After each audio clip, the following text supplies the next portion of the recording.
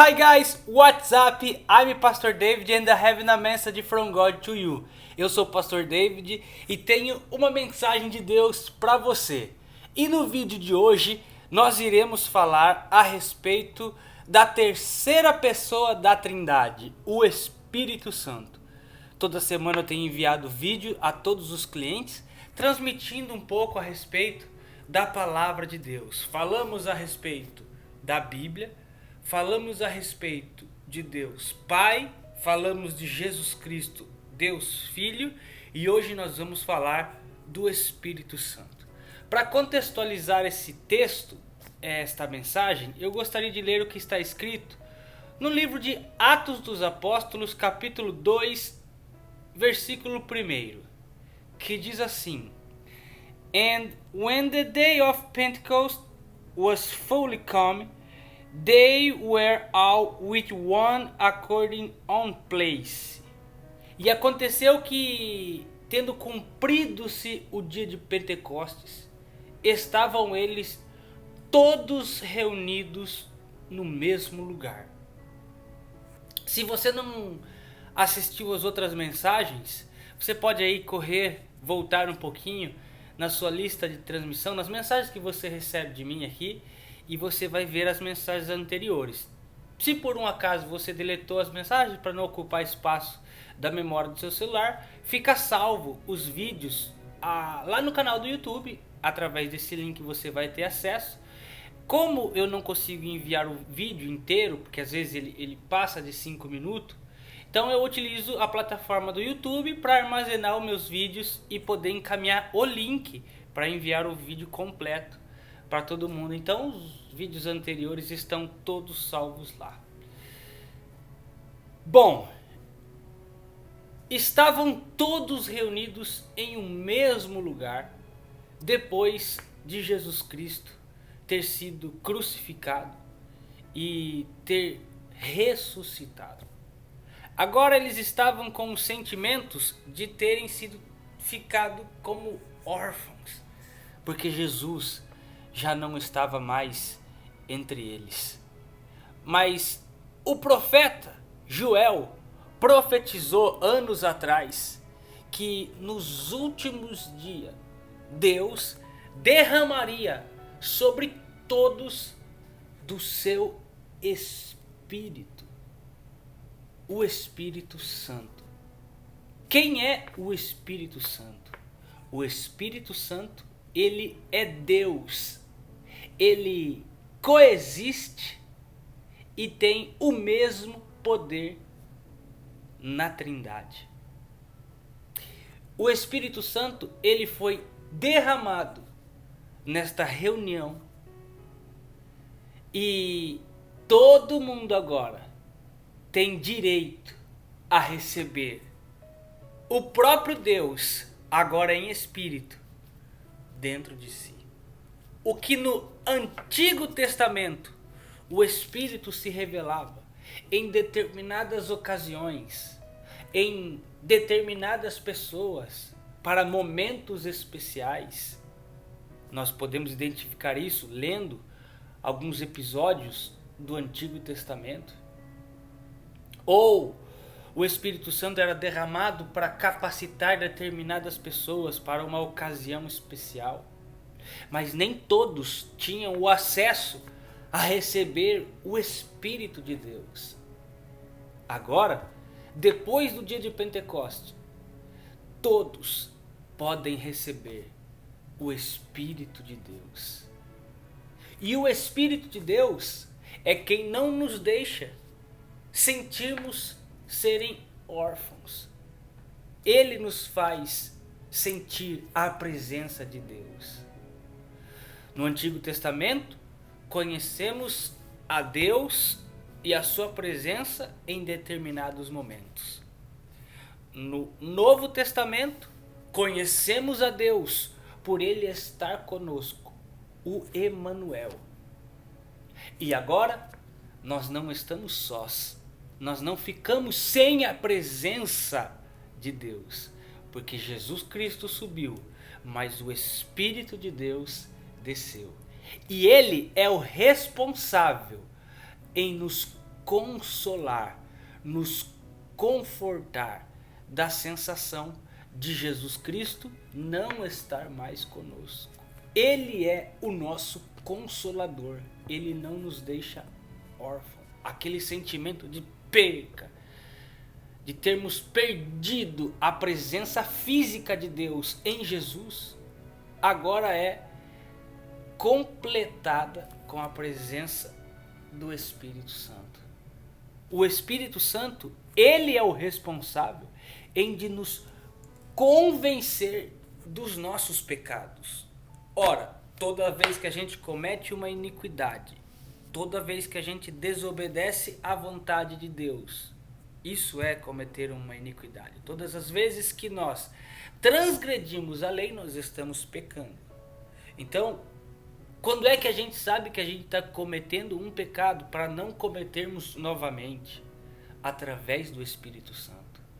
É o Espírito de Deus quem nos revela o nosso status pecaminoso para nos arrependermos e nos voltarmos para Deus. Voltarmos a obedecer a palavra de Deus. Seguirmos a Jesus Cristo. Eu não tenho o poder de convencimento. Embora algumas pessoas tenham um poder de oratória extremamente alto, embora algumas pessoas consigam convencer outras pessoas com estratégias e ferramentas incríveis, ninguém tem o poder de convencer ninguém a voltar-se para Jesus Cristo, a abandonar a vida do pecado. Somente o Espírito de Deus tem a capacidade e a função de convencer o homem do seu pecado e se arrepender. Ora, nenhum pastor tem esse poder, nenhum religioso tem poder, nenhum escritor, nenhum filósofo, ninguém tem esse papel e esse poder de convencer alguém da sua vida de pecado e que é necessário mudarmos a vida e voltar a nossa vida para o Criador, para Deus. Esta função é realizada pelo Espírito de Deus. Portanto, peça a Deus que derrame sobre a sua vida, porque agora todo mundo tem esse direito de receber o Espírito Santo, para que ele possa transformar a sua vida e preencher esta sensação de estar sozinho, esta sensação de não ser ninguém, essa sensação de ser um inútil. Peça a Deus que derrame sobre a sua vida o Espírito Santo, para que ele te direcione, para que ele te encaminhe, para que ele te convença de abandonar o pecado e viver para Deus. Ora, se não fosse o Espírito Santo, a nossa vida seria uma tragédia, uma desgraça. Mas nós só conseguimos mudar a nossa vida, melhorar a nossa vida diariamente. Ainda cometemos erros, ainda cometemos pecados, mas se não fosse o Espírito Santo, a nossa vida seria pecaminosa sem nenhum tipo de freio, sem nenhum tipo de limites. O Espírito Santo é quem limita a nossa vida, o Espírito Santo é quem nos guarda para que a gente viva uma vida segundo a vontade de Deus e não tenha o sentimento de vazio, de solidão dentro de nós. Peça a Deus a oportunidade de sentir e conhecer a pessoa maravilhosa do Espírito Santo. Eu tenho certeza que a sua vida nunca mais vai ser a mesma. É maravilhoso. Não tem como explicar. Não existem palavras que consigam descrever a presença do Espírito Santo. Mas se você tiver um coração sincero e desejar, o Espírito Santo pode habitar em você. Isso é maravilhoso. Poder ter o próprio Deus dentro de nós. Deus em seu trono de majestade na eternidade. Veio em Jesus Cristo, esteve conosco. Aliás, o significado de Jesus é Emanuel. Jesus também era chamado de Emanuel. E Emanuel, traduzido, significa Deus conosco. No entanto, agora, Deus em nós. Agora Deus está dentro de nós. No dia de Pentecostes, estavam todas aquelas pessoas reunidas no cenáculo, quando de repente eles receberam a visita do Espírito Santo. E ele habita conosco até hoje. E estará conosco até o fim, até a consumação dos séculos. Entra no teu quarto. Você não precisa de ninguém. Só entra no teu quarto. Vai pro teu closet. Encontre algum lugar. Se você está no trabalho, na sua hora do almoço, enfim, não sei. Encontre algum momento do seu dia para que você possa fechar os teus olhos e pedir que o Espírito Santo habite em você. E eu tenho certeza que você vai sentir alguma coisa diferente na sua vida. E o Espírito Santo, ele é tão bondoso, ele é tão generoso, ele é tão gentil, que ele nos visita e habita dentro de nós. E olha só, é interessante que a Bíblia nos ensina que se pecarmos contra tudo, nós poderemos humildemente pedir perdão a Deus e seremos perdoados se nos arrependermos de todo o nosso coração.